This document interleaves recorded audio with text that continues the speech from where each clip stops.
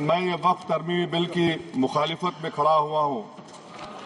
کسی ایک شاعر نے بڑا اچھا کہا تھا، جب بھی ضمیر و ظرف کا سودا ہو دوستو، جب بھی ضمیر و ظرف کا سودا ہو دوستو، قائم رہو حسین کے انکار کی طرح۔ سر، یہ وقف ترمیمی بل بھارت کے غیور مسلمانوں کے ایمان پر، عبادت پر ایک حملہ ہے۔ نریندر مودی کی حکومت نے اس ملک کی سب سے بڑی اقلیت کے خلاف ایک اعلان جنگ کر دیا، اور یہ جنگ نہ صرف میرے جسم پر ہے بلکہ میری آزادی پر، میری سماجی اور معاشی مارجنلائزیشن پر ہے، میری شہریت پر ہے، میرے مدرسے، مسجدوں، خانقاہوں اور درگاہوں کو نشانہ بنایا جا رہا ہے۔ اور یہ حکومت سچائی کو نہیں بیان کر رہی ہے کہ یہ ترمیمی بل سے مسلمانوں کا تحفظ، ترقی اور غربت کا خاتمہ ہوگا۔ یہ سراسر جھوٹ ہے۔ سر، اگر آپ آئین کے آرٹیکل 14 کو دیکھیں گے تو اس میں لکھا ہوا ہے ایکول پروٹیکشن۔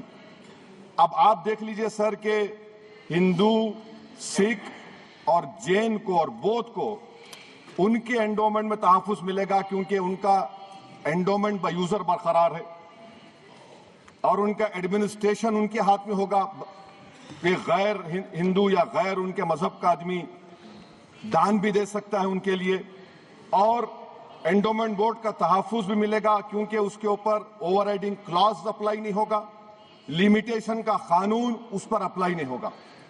اس کے برعکس اپوزٹ آپ دیکھ لیجئے، مسلم وقف کو وقف با یوزر نکال دیا گیا۔ ایک مسلم وقف کی جائیداد پر قبضہ ہوگا، لیمیٹیشن لگے گا تو جو انکروچر ہے، جو قابض ہے، وہ راتوں رات مالک بن جائے گا اور ایک غیر مسلم وقف بورڈ کو ایڈمنسٹر کرے گا۔ یہ آرٹیکل 14 کے ایکول پروٹیکشن کا وائلیشن۔ اب آرٹیکل 14 میں سر ایکوالٹی بیفور لا بھی ہے، اور اس کا کیسا وائلیشن ہو رہا ہے کہ کوئی آربیٹری سٹیپ نہیں لے سکتا اور کوئی بھی افیشل کسی بھی طریقے سے غلط آربیٹری فیصلہ نہیں لگا۔ یہاں پر آپ ایک ڈیزگنیٹڈ آفیسر کو رکھ کر وہ فیصلہ لے گا کہ یہ جائیداد وقف کی ہے، گورنمنٹ کی ہے۔ کیا یہ پرنسپلز آف نیچرلسٹ کے خلاف نہیں ہے جس کا تقرر ایگزیکٹو کرتی ہے؟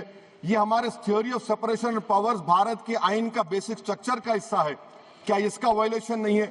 سر، آرٹیکل 25 کا وائلیشن کیسے ہے کہ آپ مسلمانوں سے وقف با یوزر چھین رہے ہیں اور پھر آپ کرب کر رہے ہیں وقف الاولاد کو، مگر وہیں پر دوسرے دھرم کے ماننے والوں کو ان کے مذہب پر چلنے کی پوری اجازت ہے۔ لفظ جو آرٹیکل 25 میں استعمال ہوا سر، وہ ایکولی انٹائٹلڈ، یہاں پر مسلمانوں کے ایکولی انٹائٹلڈ نہیں ہو رہا۔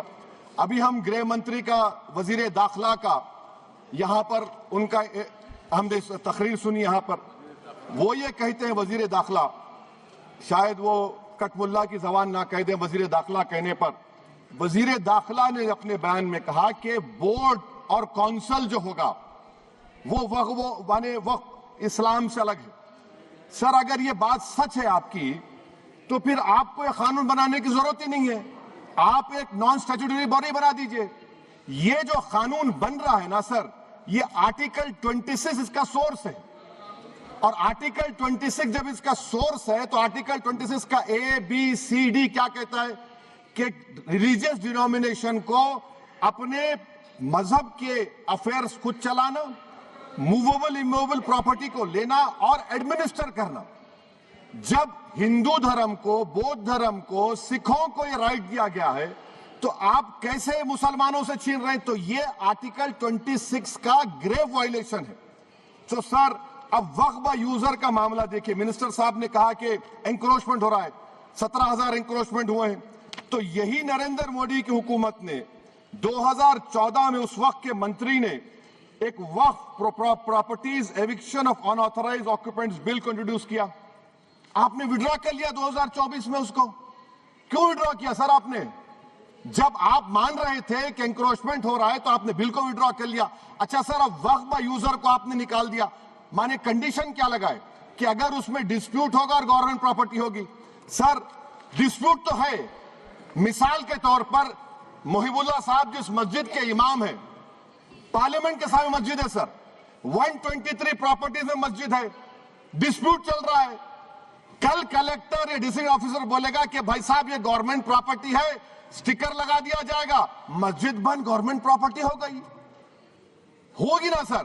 اب یہ بتائیے آپ جب سے یہاں پر پورے بی جے پی رولنگ پارٹی ہم کو گیان دے رہے ہیں کچھ نہیں ہوگا کچھ نہیں ہوگا، میں دلیل کے ساتھ بتا رہا ہوں آپ کو، یہ مسجد دلی گورنمنٹ بولتی ہماری ہے، وقف دلی وقف بولتا ہماری ہے، تو سر وقف با یوزر اگر میں اپنی گورنمنٹ کے خلاف وقف بورڈ وقف با یوزر استعمال نہیں کرے گا تو کیا ہے سر؟ اچھا یہ امینڈمنٹ جب ہو جائے گا تو مجھے کہنے دیجیے سر صرف پراچین مندروں کی وقف ہوگی، مسجدوں کی نہیں ہوگی۔